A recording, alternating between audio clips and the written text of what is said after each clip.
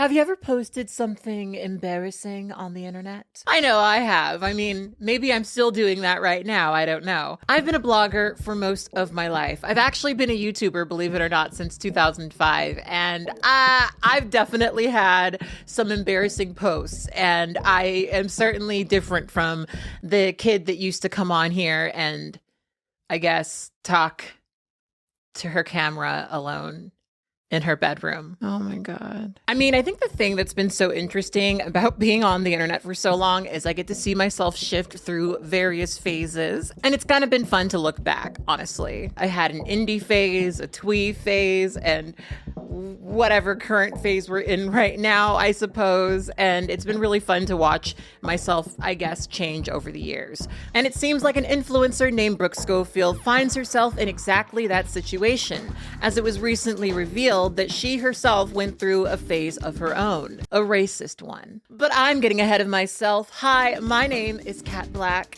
and I like to think that I make content for introspective hot people. And if you're here, I'll assume that's you.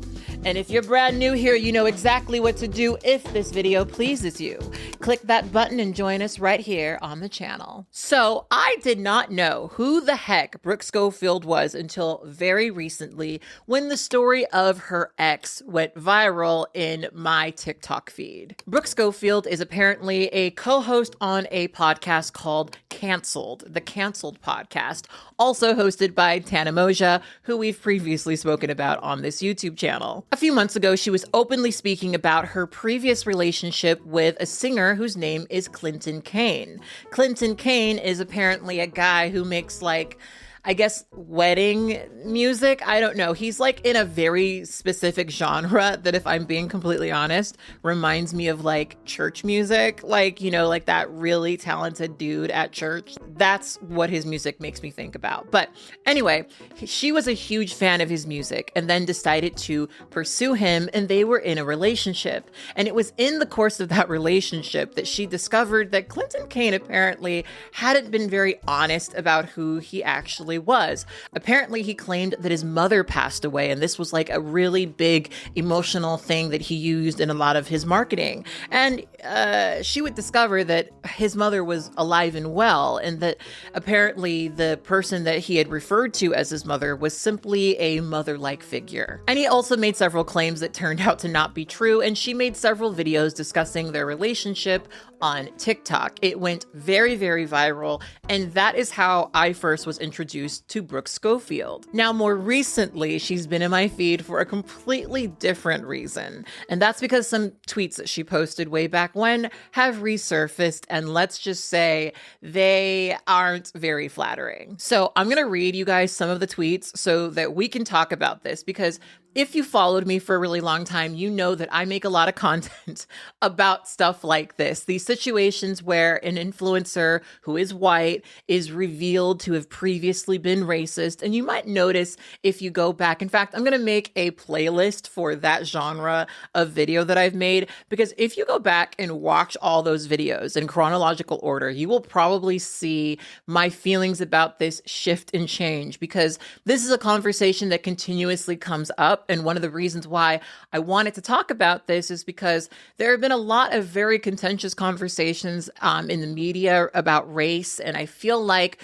if we don't have these conversations, we're always going to continuously return to this point. And so I really wanted to talk about this, even though this isn't the biggest deal in the world, because I think that there are some really productive conversations to be had about our attitudes towards race and racism, and specifically which children are allowed a full range of expression and freedom. Now, I did make a post about this on my Instagram, which, by the way, you guys should definitely follow my Instagram. I don't know if I talk about this enough, but I do a lot of content on other websites. There's like a whole different type of content that I make on Instagram, and there's especially unique content that I make on TikTok. My TikTok has actually grown quite a bit since I've started it. So if you guys are on the Tickety Talks, check me out over there, and also on Instagram, where I'm starting to post some more like writing and things like that over there. And, you know, of course, my looks every once in a while. But anyway, I have to go to my post to find some of these because I think some of these have been deleted at this point. But there's some new ones. We're just going to go down all of them so that we fully understand what we're talking about. So when Trump was first elected, she tweeted, "America is great again." Now, I want you guys to keep that one in mind specifically because we're going to come back to it. But there's a lot of people who are currently expressing, I guess, surprise around the idea that somebody like Brooke Schofield may potentially have conservative beliefs. And I'm going to be really honest with you, from the little bit of the story that I did hear from her, when it came to the Clinton Kane stuff, she seemed like she was probably a conservative from that. So I was definitely not surprised to see this Donald Trump tweet. In 2012, she says, "My great grandpa's toilet paper has Obama's face engraved in it." Mind you, she's tweeting all these things very publicly. She says, "I said so many accidentally racist things last night. I don't know how I even made it back to America." Okay. She says, "Cassie yells racist profanities in the movie theater. Only minority in the room is sitting directly behind us." So now those ones aren't even that bad. Those are the first ones that I saw.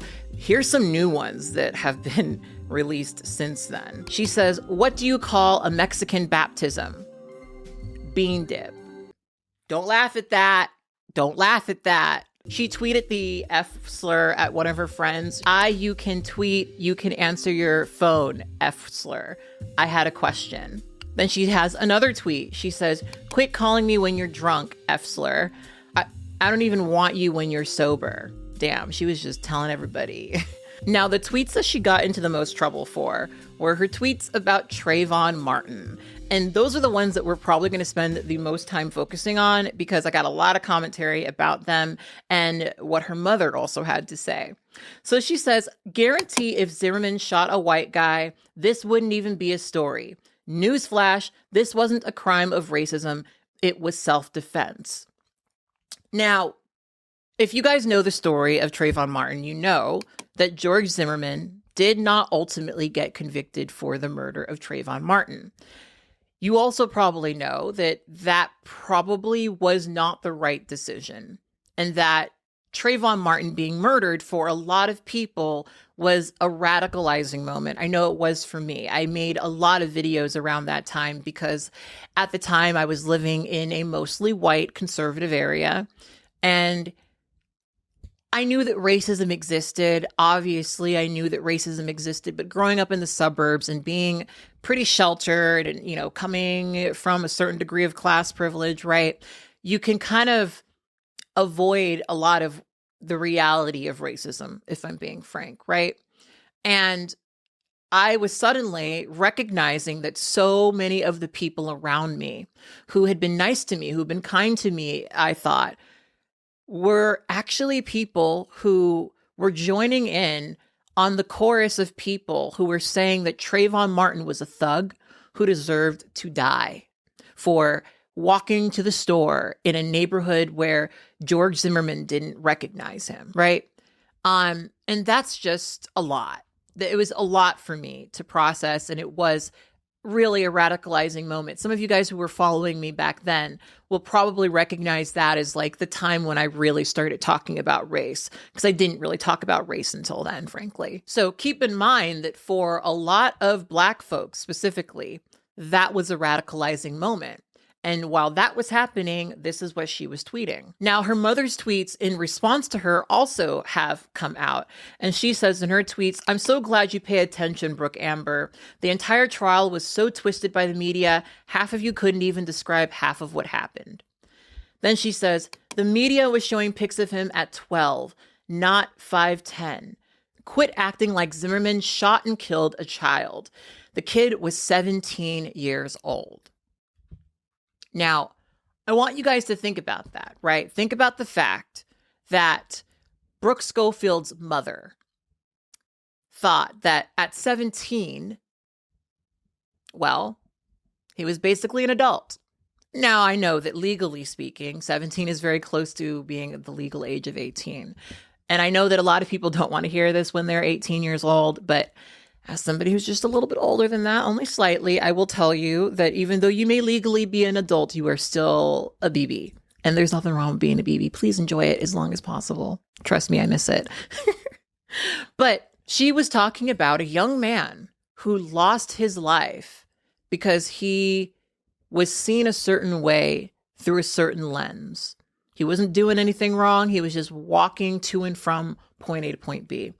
And Zimmerman killed him, right? At 17, yeah, you're coming into your adulthood, but you're still a kid.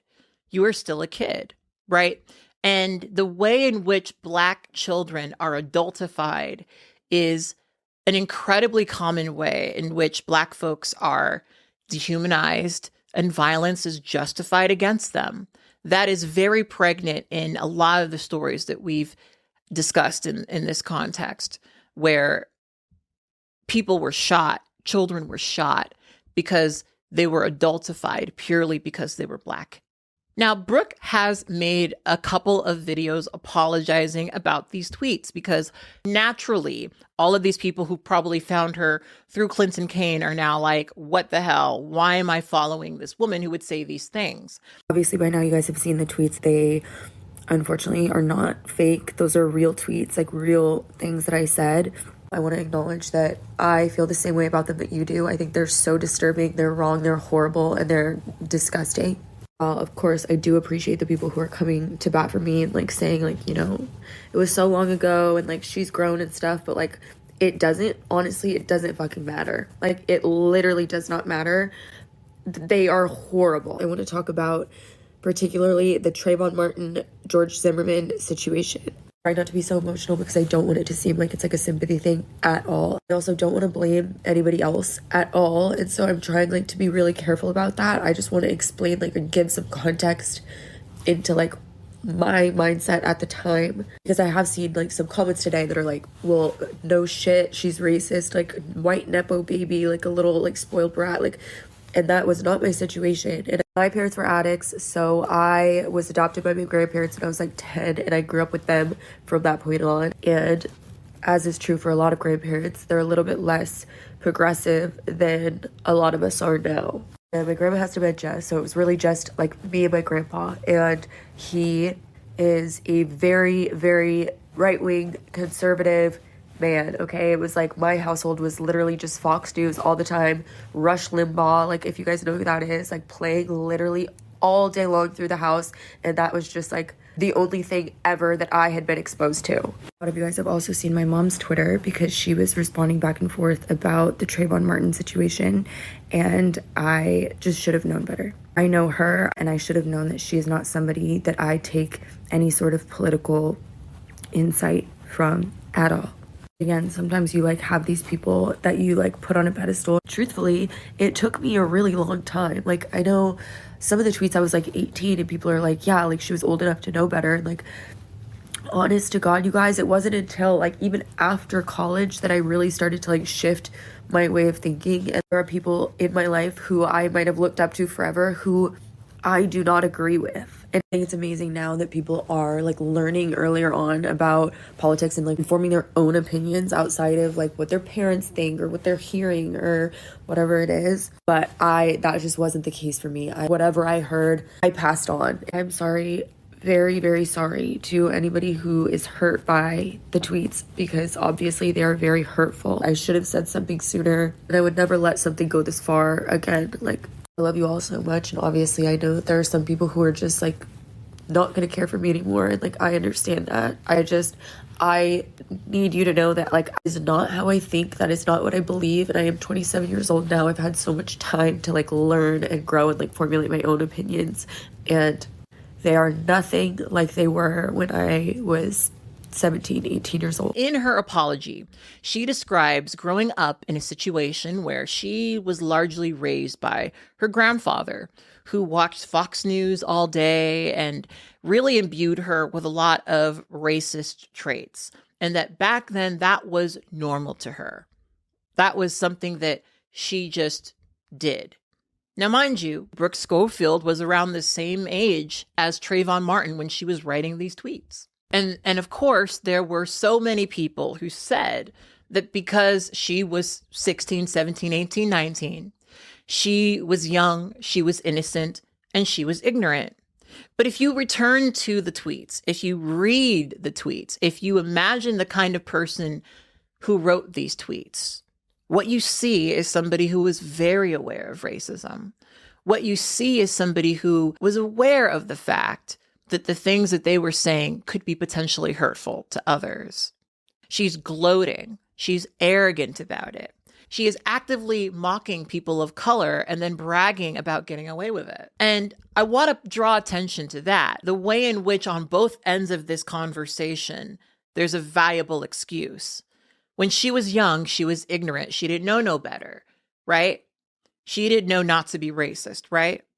And I know from having many conversations with people who are much older than Brooke Schofield about their racism, that a lot of white folks have an immense discomfort around someone like me, especially, coming to them and saying, hey, that thing that you did was racist.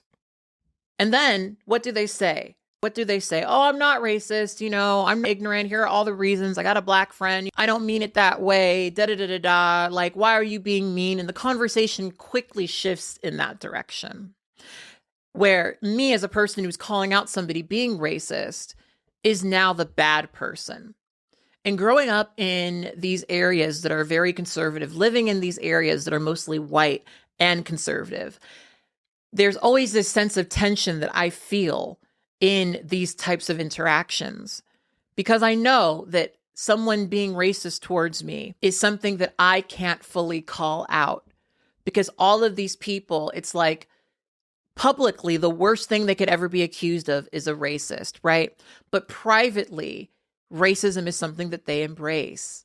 Privately, racism is something that is so built into their foundation that it's hard for them to detach themselves from, right? Brooke Schofield has this excuse of having a grandfather who raised her a certain way and gave her these certain ideas. But even in the context of the conversations we're having with her today, right? She is actively denying that she's racist. So at either end of this conversation, you can't just describe it as racism. You can't just say that it's racism.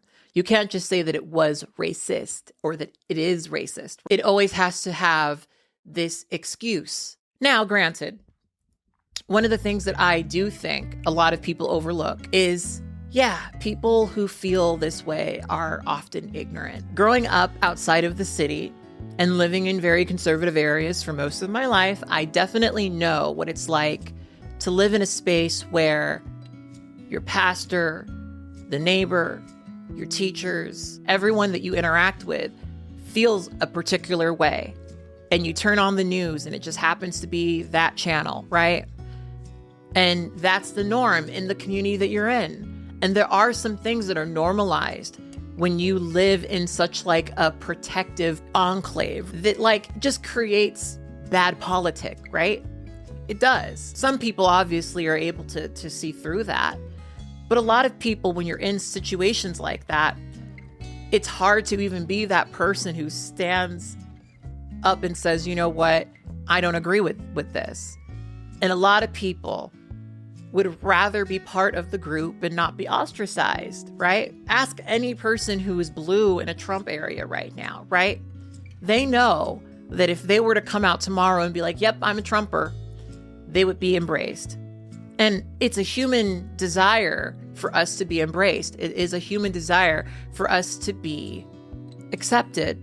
So for a lot of people, breaking away from their ignorance is a journey.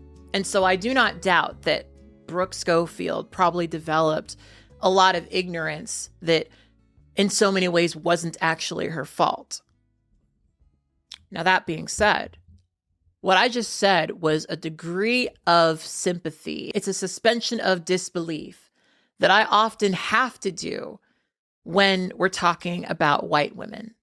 Because in a white supremacist society, that is always going to be the pressure that I'm under to extend grace to white people that is never afforded to people like me. Trayvon Martin didn't get the ability to say, that he was ignorant or didn't know much about something, right? They used his Facebook post and his this and that to justify why it was okay for someone to kill him. And then after that, George Zimmerman was paraded around by conservatives. He was able to sell the gun that he used to murder Trayvon Martin. He was applauded, right? And the reality is that if Brooke Schofield was in Trayvon Martin's position, none of that would have happened. So at the core of this conversation, the thing that I want to get across to you is we talk about this stuff, these situations, in a way where we're drawing attention to, some crazy, interesting tea of the week, right? Like it's just fun, silly tea, right? But in all reality, all of this required the consistent dehumanization of Black folks in her interactions with other people, put people in positions where they were experiencing racism. She was actively making their lives harder, less pleasant, and less safe. And that is something that she feels like she could do as a white woman, right? She feels inconvenienced by people of color, so she draws attention to the difference and maligns them and shames them and jokes about their difference and enjoys putting them in situations where they're uncomfortable. My name is Alexis. I went to a high school with predominantly white people. Some of these people have actually gained their own platforms on apps like this since high school. So I wanted to share my story specifically because I'm a good representation of the kind of lives you guys destroy with your racism. Growing up, my sisters and I faced horrible racism from people that would now say that they are anti-racist, that they are vehemently against racism, but that doesn't change our childhood. We've experienced things like getting photos drawn of us by our classmates with them pointing weapons against our heads. We'd have football games where the students would make the theme whiteout and write posts like wear your natural skin color. Or when our games were in predominantly Black areas, they would make the theme riot shields and police gear. One time I had to sit in an auditorium of my class chanting Bob Ewell, the name Bob Ewell, which is the character in To Kill a Mockingbird that lynches the Black character, and that was the book that we were reading in school at the time. I'm still clearly very traumatized by this. I've had people call me names and draw parallels to me and the Black victims of unarmed shootings by the police at the time. One time I walked into lunch a little bit late. Right where I sat on my lunch table, there was a swastika drawn on my seat, and this happened like every day for a week. And it's like I was terrified to go to school almost every day. This was also during like a period of time where there was a lot of mass shootings going on in America. Every day I was having a mental breakdown and having to go to the nurse's office. Every day I had to go to the principal's office and like report a new thing for them not to do anything. I even had to go all the way to going to the police because people were calling me slurs and threatening my life.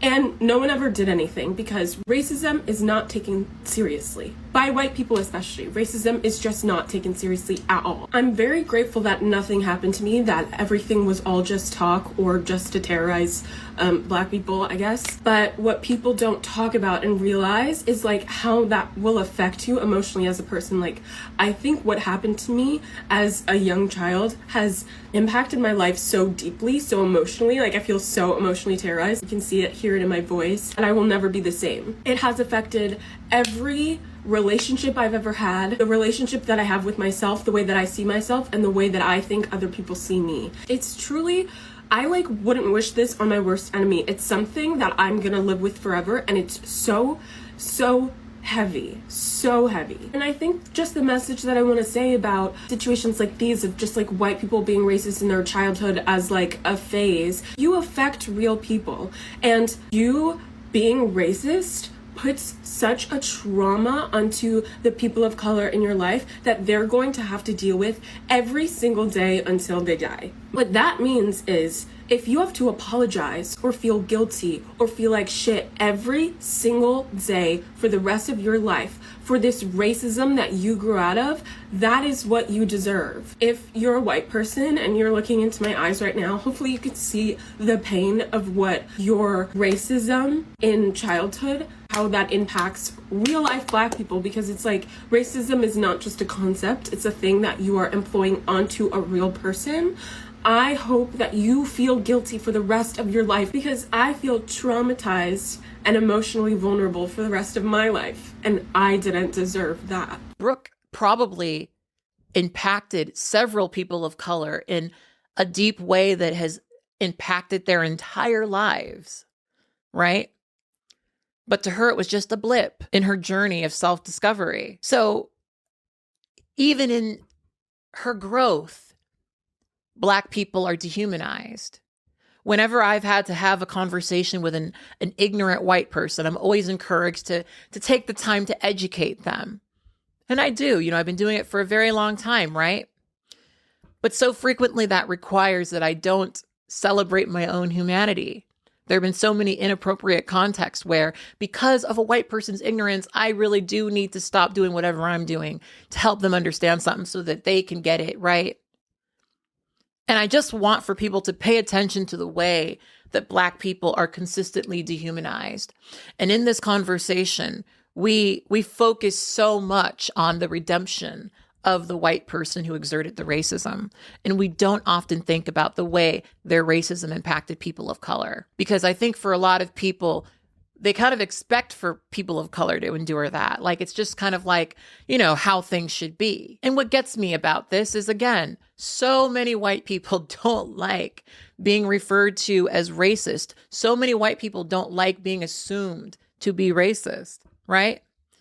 And yet again, when we have situations like this, there's always a plausible explanation because of the white enclave that they lived in that, of course, exists because of racism. I need for a lot of white folks who don't want to be racist to recognize that as a white person in this country, you are born into a system where whiteness is a thing, where Trayvon Martin is never going to be seen with the same degree of sympathy, the same degree of consideration as Brooke Schofield. Brooke Schofield's mother felt really comfortable coming onto social media and talking about how Trayvon Martin at 17 years old isn't a child. But of course, when we talk about Brooke Schofield making these ignorant tweets, oh, she was a kid, right?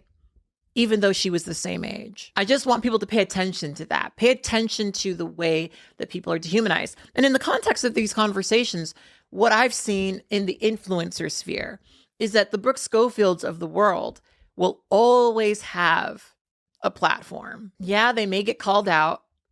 There may be people who feel a certain way about it.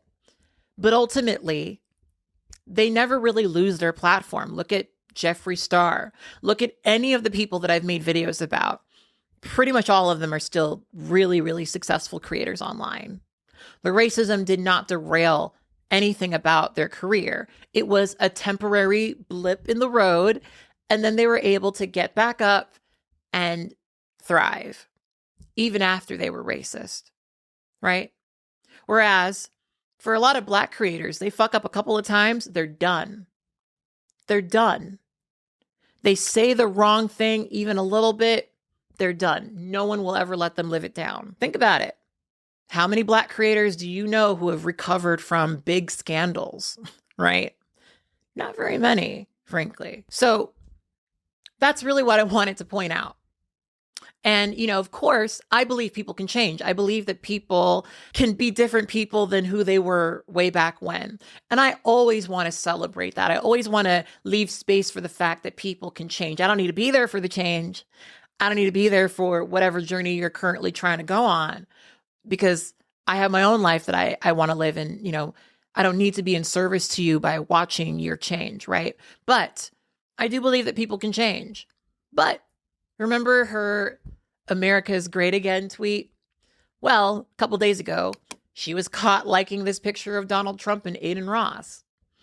And she tried to pull the whole typical boyfriend liking hot girls on Instagram excuse of I wasn't even paying attention to it. I was just I was just scrolling through my feed and I was just clicking on stuff.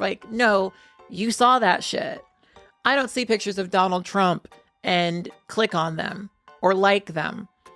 I have a visceral reaction to seeing his face. On TikTok, Brooke made a series of videos addressing comments, and she was actually in the comment sections of a few people's videos denying her racism and arguing with people and just continuing the conversation. It was honestly kind of embarrassing, if I'm going to be real. And in those videos, she talks about how she did a lot of papers in college specifically about systemic racism. But get this, one of the tweets that was leaked actually references that when she was in college, she used to pretend to be liberal, and when she did, she noticed that she got better grades. I mean, you can't even make this up. That is just so predictable. And here's the thing that annoys me about all of this. I really do get the impression that she's pretending. I would just respect people like Brooke Schofield so much more if they were like, yeah, I'm racist, or yeah, I'm a Trump supporter. You know, maybe I don't fit your description of what you think a Trump supporter is, but yeah, I am a Trump supporter, right? Like, just claim it, you know? Because really, when you look at her apology and you look at the way that she's been interacting with people, liking comments that say, they can never make me hate you, like, all this is, at the end of the day, is her trying to perform for her white audience, who would probably feel guilty following somebody who is racist. And a lot of her apology really does sound like it's for her audience and not at all for the people that she potentially affected. Apparently she went to nursing school or something like that. And I'm just so happy that she's not actually working in the medical field, because racism in the healthcare industry is a huge issue. And I think that what makes women like this so scary to me is that you really never know if they're going to actually be people who look at Black folks in their care as people deserving of proper care. And so I'm happy that she didn't go down that path. Maybe she should stay an influencer, because I think a lot more people are safer that way, right? And I hate the way that racism in this context, for some people, it exists as something that's almost completely separate from like actual lived, functioning, real racism, right? It's all part of the same shit. And the way that people easily, thoughtlessly dehumanize Black folks is a part of that. It's a part of that. And I just want for people to be a little bit more aware of that. I really, really do. Because here's the thing. She learned that from her family.